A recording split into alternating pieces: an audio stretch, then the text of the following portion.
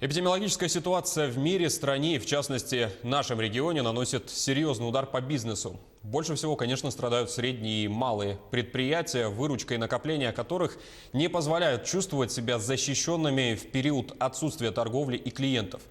Как выжить малому и среднему бизнесу в это непростое время? И как поможет в этом государство? Узнаем у уполномоченного по защите прав предпринимателей в Якутии Альбины Кычкиной. Альбина Егоровна, здравствуйте. Как вы нас слышите? Добрый день, слышу вас хорошо. Отлично. Альбина Егоровна, давайте начнем со статистики. Есть ли у вас сейчас данные, сколько бизнесменов на данный момент находятся в вынужденном простое у нас по региону? Такой статистики нету, но точно сейчас работают только розничные магазины, которые занимаются продовольственными товарами, и магазины, которые занимаются непродовольственными товарами, включенными в список, в перечень. Перечень утверждается каждым муниципалитетом. Альбина Егоровна, а сколько из них перешло на дистанционную работу и сейчас осуществляют доставку своих услуг и товаров? Практически все организации торговли налаживают сейчас процесс доставки через онлайн-услуги, через доставщиков. Также в городе Якутске создано волонтерское объединение, которое занимается доставками. Так что на самом-то деле практически большинство предпринимателей готовы перейти на доставку и на онлайн-продажи. Ведется ли контроль за соблюдением санитарных и эпидемических норм, либо же это на данный момент является сугубо прерогативой самих предпринимателей и все висит на их ответственности? Конечно, это ответственность предпринимателя никто не снимал, но с другой стороны, такая профилактическая работа у нас ведется Роспотребнадзором. Согласно предписанию санитарного врача, и при этом предприниматели, конечно, тоже должны проводить для себя вот эту работу, и обеспечивать и масками, и дезинфицирующими средствами, и перчатками для всего своего персонала. Но в любом случае, вот когда у нас вообще уже был введен режим повышенной готовности, уже Роспотребнадзор занимался профилактическими мерами, рекомендациями с предпринимателями. Они все сейчас вооружены, у всех есть разъяснительные материалы. Да, они сейчас обязательно должны соблюдать все нормы по защите безопасности населения. В связи с последней эпидемиологической обстановкой, как в нашем регионе, так и в стране введены некоторые ограничения. Расскажите, как предприниматели, как бизнесмены их соблюдают и что самое главное грозит за их несоблюдение? Предприниматели, конечно, обеспокоены тем, что вообще, в принципе, есть эти ограничения, но здоровье граждан, здоровье как самих предпринимателей, их сотрудников, здоровье близких – это всегда приоритет. За нарушение муниципалитеты ввели разные нормы. В том числе за нарушение карантина вводятся еще нормы в КоАП. Тем не менее, здесь все-таки подвергать опасности и сотрудников, и окружающих в любом случае предприниматели и не собираются, и понимают свою ответственность. Ответственность здесь, конечно, большая. А обращаются ли предприниматели к вам за помощью, за советом? У нас сейчас организована горячая линия. Горячая линия организована самими общественными помощниками уполномоченного. Происходит ежечасное дежурство. Общественные уполномоченные выстроены вот в эту дежурную сеть, и главное, оно организовано на технологии, вот тоже перешли на дистанционное обслуживание, оно организовано на технологии облачной АТС, и сейчас предприниматели сами могут оказывать информационные услуги информационные, разъяснительную работу предпринимателям, которые оказались в тяжелой экономической ситуации. Да, звонков у нас очень много.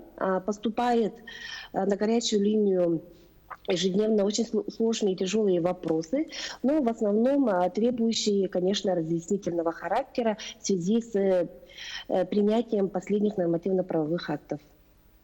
Альбина Егоровна, на прошлой неделе Владимир Путин заявил о принимаемых мерах поддержки для предпринимателей, как раз для малого и среднего бизнеса. Расскажите, что это за меры поддержки, как и когда они будут приниматься, либо уже принимаются, интересуют как федеральные, так и региональные меры?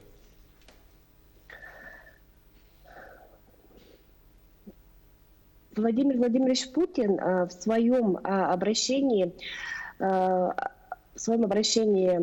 обратился в том числе и к предпринимателям и сказал, что будут оказываться меры поддержки. Эти меры поддержки встречены очень воодушевленно, особенно то, что касается снижения страховых взносов для работодателей. Но вот здесь у нас есть все-таки оговорка, Владимир Владимирович сказал, для предпринимателей, точнее для заработной платы, которые превышают МРОТ. Соответственно, сейчас все легальные предприниматели, точнее все предприниматели, которые оплачивали заработную плату легальным официальным способом, да, могут воспользоваться вот этой нормой. Есть еще поддержана у нас отрасль культуры, туризма, спорта, гостиничных услуг.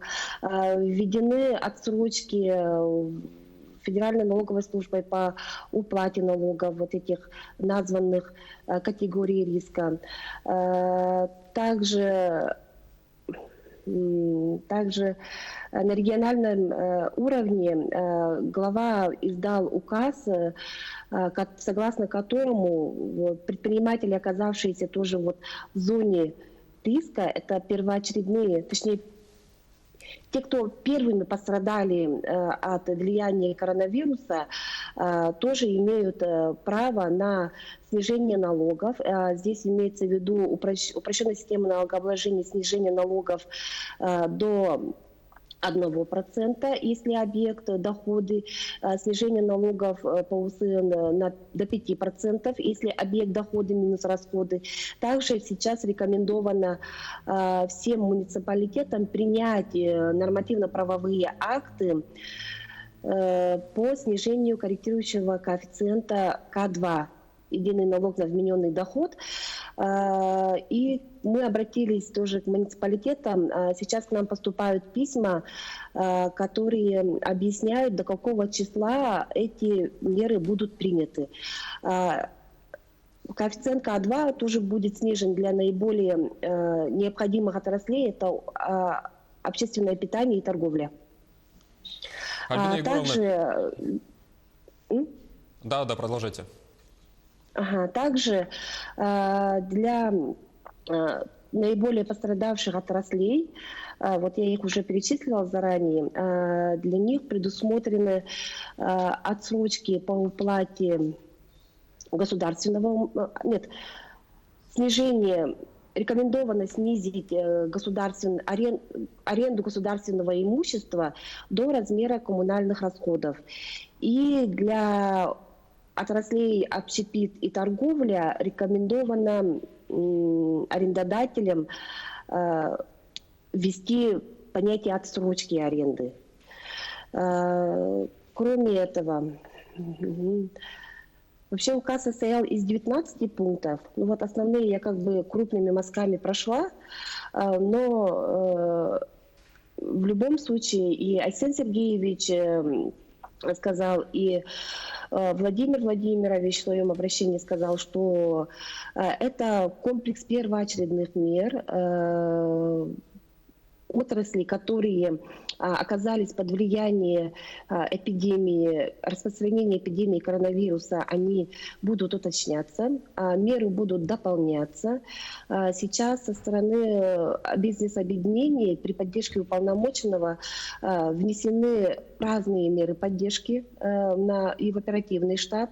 республики, и на уровне правительства Российской Федерации крупные общественные объединения тоже вносят предложения по стабилизации экономики.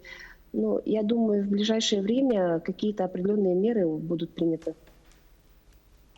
Альбина Егоровна, сейчас я задам пару вопросов. Хотелось бы услышать именно ваше мнение на этот счет и услышать вашу оценку.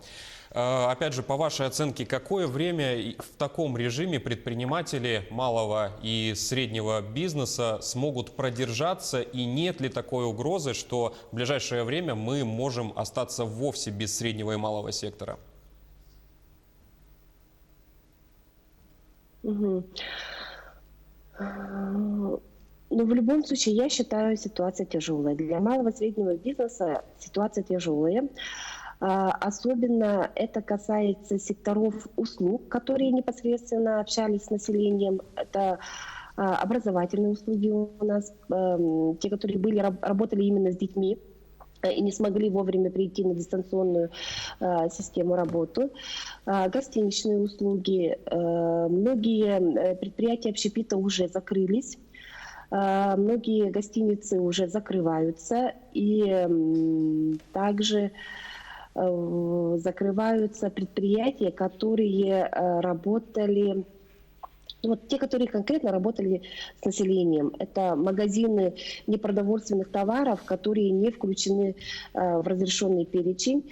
Да, действительно, есть такая ситуация, есть такие опасения, что если карантин продлится дольше 2-3 месяцев, то есть возможность, что многие предприятия не восстановятся. Вы немного выше перечислили довольно много мер поддержки, которые должно в ближайшее время либо уже оказывает государство и регион. На ваш взгляд, их достаточно? И если нет, то какие вы предлагаете еще меры для поддержки предпринимателей?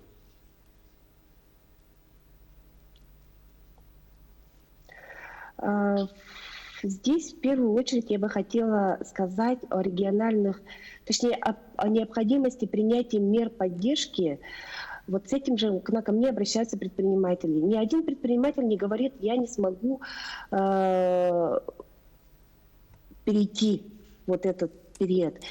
В основном предприниматели беспокоятся о своем персонале, о своих сотрудниках. Как им оплачивать ипотеку, как им оплачивать кредиты, на что будут жить мои сотрудники. Всех предпринимателей обычно волнует именно вопросы персонала. И вот я думаю, что регионам, в том числе правительству Российской Федерации, необходимо предусмотреть меры для поддержки населения, для поддержки, предусмотреть некие единовременные, возможно, даже выплаты сотрудникам, работникам, которые, возможно, могут потерять работу в связи с этой ситуацией. Ну и напоследок, в нынешней ситуации, в нынешних условиях, что бы вы могли посоветовать, возможно, пожелать предпринимателям и нам, потребителям, которые пользуются их товарами и услугами?